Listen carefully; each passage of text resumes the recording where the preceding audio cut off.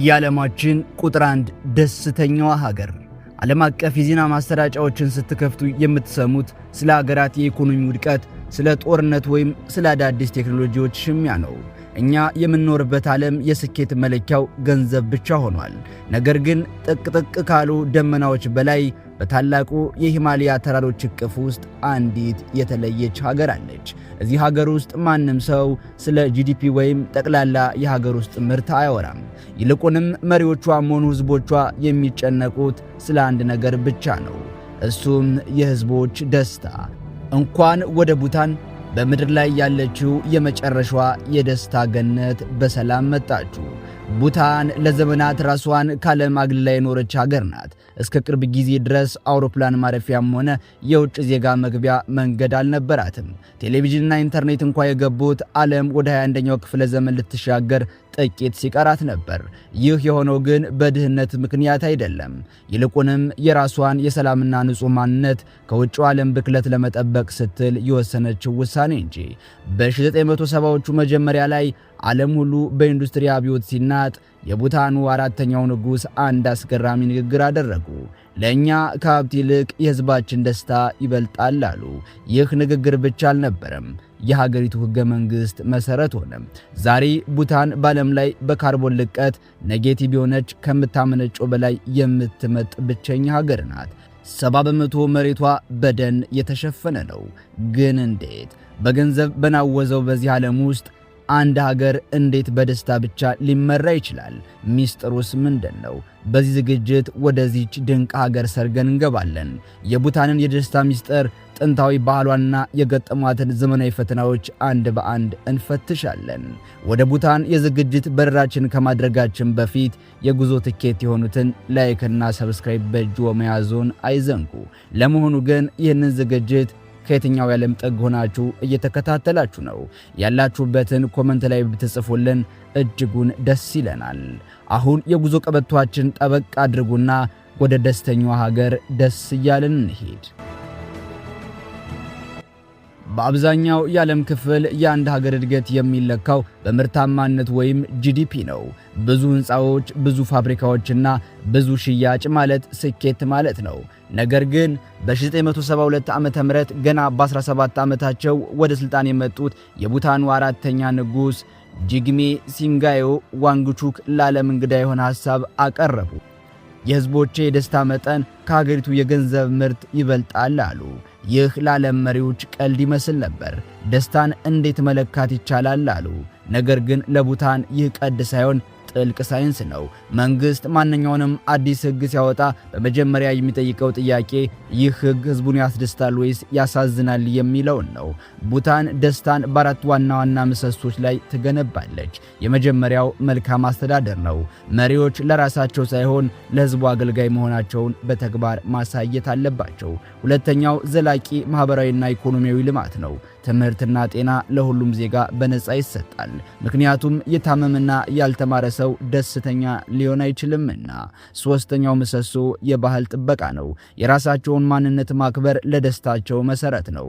አራተኛውና ለዓለም ትልቅ ትምህርት የሆነው ግን የአካባቢ ጥበቃ ነው። ቡታን ለገንዘብ ስትል ደኖቿን አትቆርጥም፣ ወንዞቿን አትበክልም። ለሰው ልጅ ደስታ ንጹህ አየርና አረንጓዴ ተፈጥሮ ቅድመ ሁኔታዎች ናቸው። የሚገርመው በየጥቂት ዓመታት የመንግስት ሰራተኞች ወደ እያንዳንዱ ቤት እየሄዱ ረጅም መጠይቆቹን ለህዝቡ ያቀርባሉ። ባለፈው ሳምንት ምን ያህል ተቆጥተሃል? ከጎረቤት ጋር ያለ ግንኙነት እንዴት ነው? በቀን ስንት ሰዓት ትተኛለህ? የሚሉ ጥያቄዎችን ይጠይቃሉ። እነዚህ መልሶች ተሰብስበው የሀገሪቱ የደስታ ደረጃ ይሰላል። ወደ ቡታን ስትገቡ መጀመሪያ የሚቀበላችሁ አየር የተለየ ነው። ንጹህ ቀዝቃዛ ና መንፈስን የሚያድስ። በአሁኑ ሰዓት ዓለማችን በከፍተኛ የሙቀት መጨመርና በፋብሪካዎች ጭስ እየታነቀች ባለችበት በዚህ ወቅት ቡታን ግን ከዚህ ሁሉ ተቃራኒ የሆነ ገነት ናት። ይቺ ሀገር በዓለም ላይ ካርቦን ኔጌቲቭ የሆነች ብቸኛ ሀገር ናት። ብዙ ሀገራት ካርቦን ኒውትራል የምናመነጨውንና የምንመጥጠውን እኩል እናደርጋለን ለማለት ቢሊዮን ዶላሮችን ሲያወጡ ቡታን ግን ከምታመነጨው ጭስ በ3 እጥፍ የሚበልጥ በካይ አየር ትመጥጥልናለች። ቡታን ለዓለማችን ግዙፍ ሳምባ ናት ማለት ይቻላል። ይህ የሆነው በአጋጣሚ አይደለም። በቡታን ሕገ መንግሥት መሠረት የሀገሪቱ 60 በመቶ መሬት ምንጊዜም በደን የተሸፈነ መሆን አለበት። ይህ ሕግ በማንም አይሻሻልም፣ በማንም አይጣስም። በቡታን ዛፍ መቁረጥ ወይም እንስሳትን ማደን ትልቅ ወንጀል ነው። ሌላው የሚገርመው ነገር ቡታን በዋና ከተማዋ ምንም አይነት የትራፊክ መብራት የሌላት ብቸኛ ሀገር ናት። ለምን መሰላችሁ? ሕዝቡ የመብራት ትዕዛዝ አያስፈልገውም። ሁሉም ሰው ለሌላው ቅድሚያ ይሰጣል፣ በትዕግስት ይጓዛል። ይህ የአኗኗር ፍጥነት መቀነስ ራሱ ለአካባቢያቸው ጥበቃ ትልቅ አስተዋጽኦ አድርጓል። በቡታን ውስጥ ሰውና ተፈጥሮ ተጣልተው አያውቁም። ገበሬዎች የእርሻ መሬታቸውን ለማስፋፋት ደን አይጨፈጭፉም። ለቡታናውያን ዛፎች ሕያው ናቸው፣ ተራሮች ደግሞ የአማልክት መኖሪያ ናቸው። ይህ ተፈጥሮን የማክበር ባህላቸው ለምድር መትረፍ የራሱን ድርሻ አበርክቷል። ነገር ግን ይህ ተፈጥሮን የመውደድ ሚስጥር የመነጨው ከሕግ ብቻ አይደለም፣ ከመንፈሳዊነታቸውና ከእምነታቸው ጋር በጥብቅ የተቆራኘ ነው። በቡታን ተራሮች ላይ ስትጓዙ የሚሰማችሁ የዝምታ ድምፅ ብቻ አይደለም። በየመንገዱ የሚውለበለቡት ባለቀለም የጸሎት ባንዲራዎች ለዓለም ሰላምን እንደሚመኙ ይታመናል። እዚህ ሀገር መንፈሳዊነት ዝም ብሎ ሃይማኖት አይደለም፣ የዕለት ተዕለት አተነፋፈስ እንጂ። ቡድሂዝም የቡታን የጀርባ አጥንት ነው። ሰዎች ለቁሳዊ ሀብት አይጋፉም፣ ካርማ ወይም በሥራ ውጤት በጽኑ ያምናሉ። ዛሬ ለሌላው ሰው የምታደርገው መልካም ነገር ነገ ላንተ ሰላም ሆኖ እንደሚመለስላቸው ጥርጥር የላቸውም። ይህ እምነት ነው በቡታን ውስጥ ስርቆትና ወንጀል እጅግ አነስተኛ እንዲሆን ያደረገው። ግን አንድ እጅግ አስገራሚ ነገር ልንገራችሁ። የቡታናውያን የደስታ ምስጢር ሞትን ሁልጊዜ ማሰባቸው ነው። በምዕራባውያን ባህል ስለ ሞት ማውራት ያስፈራል ወይም እንደ መረገም ይታያል። በቡታን ግን አንድ ሰው በቀን ቢያንስ 5 ጊዜ ስለ ሞት እንዲያስብ ይበረታታል። ለምን ቢባል ዛሬ እንደምሞት ካወቅኩ ዛሬን በሰላም በፍቅርና በደስታ ኖራለሁ የሚል ፍልስፍና ስላላቸው ነው።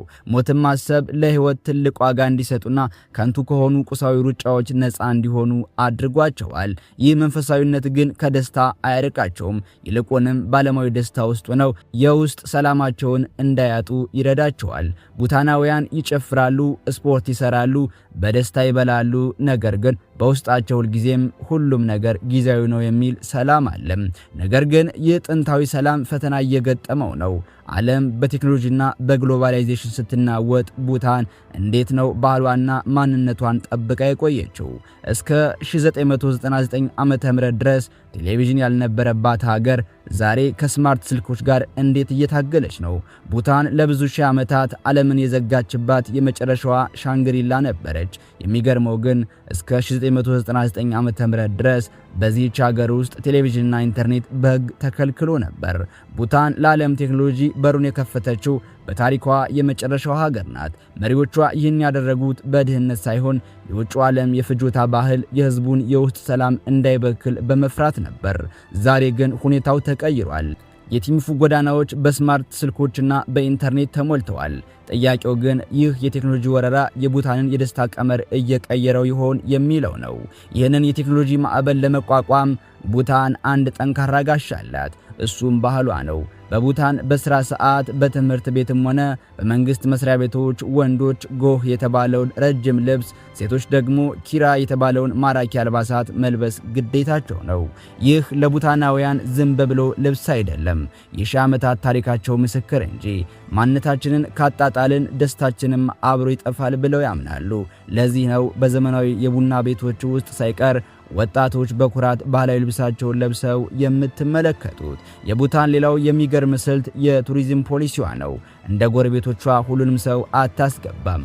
ከፍተኛ ዋጋ፣ አነስተኛ ቁጥር ይሉታል። አንዱ ቱሪስት ወደ ቡታን ለመግባት በቀን እስከ $200 የሚደርስ ዘላቂ ልማት ክፍያ መክፈል አለበት። ይህ የሆነው ሀገሪቱ በሰው ብዛት እንዳትጨናነቅና ተፈጥሯ እንዳይበከል ነው። ቡታን ለቱሪዝም ገንዘብ ብላ ክብሯን አትሸጥም።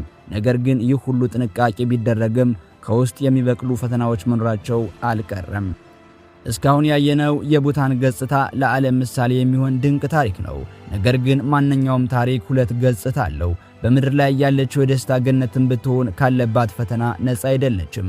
በቡታን የደስታ መለኪያ መሰረት ያልታደሉ ወይም አንሃፒ የሚባሉ ዜጎችም አሉ። ኢንተርኔትና ሶሻል ሚዲያ ለቡታን ወጣቶች አዲስ መስኮት ከፍተዋል። ይህ መስኮት ግን ሌላው ዓለም ምን ያህል በቁሳቁስ የበለጸገ እንደሆነ እያሳያቸው ነው። ይህም በብዙዎች ልብ ውስጥ እኛ ለምን እንደነሱ አንሆንም የሚል የንጽጽር ቁስልና አለመረጋጋት እየፈጠረ ይገኛል። ዛሬ ቡታን ትልቅ ፈተና ገጥሟታል። እሱም የወጣቶች ስራ አጥነት ነው። በአገሪቱ ያለው ጥብቅ የአካባቢ ጥበቃ ሕግ ግዙፍ ፋብሪካዎች እንዳይገነቡ ስለሚያደርግ ለተማሩ ወጣቶች የሚሆን የሥራ ዕድል ውስን ነው። በዚህም ምክንያት በሺዎች የሚቆጠሩ የቡታን ወጣቶች የተሻለ ሕይወት ፍለጋ ወደ አውስትራሊያና አውሮፓ እየተሰደዱ ነው።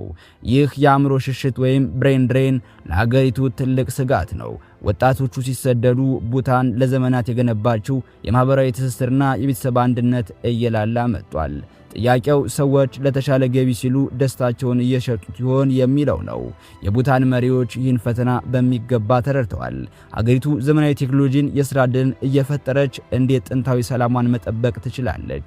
ንቁ ሕሊናና ዘመናዊ ትምህርትን በማቀላቀል አዲስ የደስታ ቀመር ለመፍጠር እየታገሉ ይገኛሉ። ቡታን ዛሬም ቢሆን በመስቀለኛ መንገድ ላይ ናት። በዓለም ላይ ካለው የፍጆታ ሩጫና በውስጧ ካለው ሰላም መከራከሪያ መካከል ሚዛን ለመጠበቅ ትጥራለች። ይህ ትግል ግን ለቡታን ብቻ ሳይሆን ለሁላችንም ትልቅ ትምህርት አለው። ቡታን ለዓለም የምታስተምረው አንድ ትልቅ እውነት አለ። እሱም እውነተኛ እድገት የሚለካው በህንፃዎች ርዝመት ሳይሆን በዜጎች ፈገግታ ብዛት መሆኑን ነው። በዚህ በናወዝ ዓለም ውስጥ በቃኝ ማለት ትልቅ ሀብት መሆኑን በተግባር አሳይታለች። ቡታን ፍጹም ሀገር አይደለችም። እንደ ማንኛውም ሀገር ችግሮችና ፈተናዎች አሉባት። ነገር ግን ልዩ የሚያደርጋት ለችግሮቿ የምትሰጠው ምላሽ ሰው ላይ ያተኮረ መሆኑ ነው። ደስታን እንደ ስሜት ሳይሆን እንደ ግዴታ፣ እንደ ፖሊሲና እንደ ኑሮ መጥበብ መቁጠሯ ነው። ታዲያ ከቡታን ምን እንማራለን? ምናልባት ሁላችንም ወደ ሂማሊያ ተራሮች መሄድ ላይኖርብን ይችላል። ነገር ግን በየቀኑ የምናደርገው የቁሳቁስ ሩጫ፣ የምንተነፍሰው አየርና ለሰዎች የምናሳየው ደግነት የደስታችን መሰረት መሆኑን ማስታወስ ይኖርብናል። ቡታን የምትነግረን ደስታ የመድረሻ ቦታ ሳይሆን የአያያዝ ጥበብ መሆኑ ነው። እናንተስ በሕይወታችሁ ውስጥ ከገንዘብና ከስኬት በላይ ትልቁ ዋጋ የምትሰጡት ለምንድን ነው? የቡታን የደስታ ቀመር በእኛ ሀገር ቢተገበር ምን የሚለወጥ ይመስላችኋል? ሐሳባችሁን ኮመንት ላይ አጋሩኝ። ስለተከታተላችሁን ከልብ እናመሰግናለን። ይህ ቤኪ ዶክመንተሪ ነው። ለተጨማሪ ጥልቅ ታሪኮች ቻናሉን ሰብስክራይብ በማድረግ ቤተሰብ ይሁኑ። በቀጣይ ቪዲዮ እስክንገናኝ በያላችሁበት የዓለም ጫፍ ደስታችሁ ይብዛ። አበቃን።